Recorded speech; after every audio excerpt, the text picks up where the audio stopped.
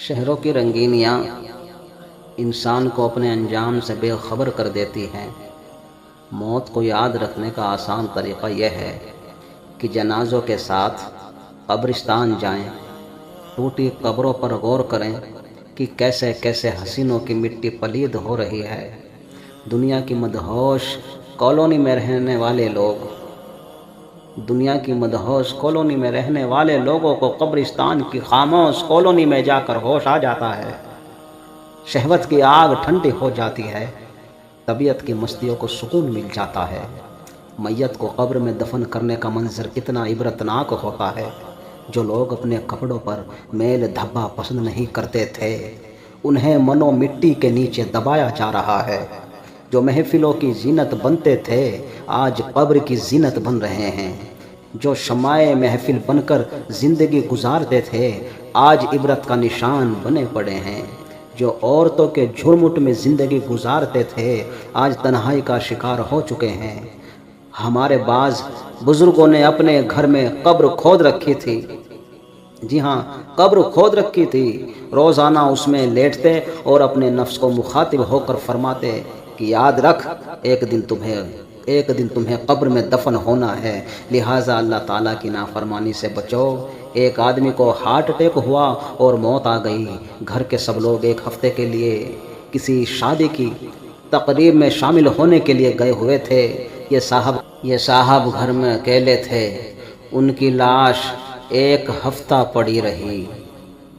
جی ہاں، ایک ہفتہ گھر میں پڑی رہی۔ جب گھر والے واپس آئے تو پورا گھر سڑھاند اور بدبو سے بھرا ہوا تھا۔ کوئی اندر داخل ہونے کے لیے تیار نہ تھا۔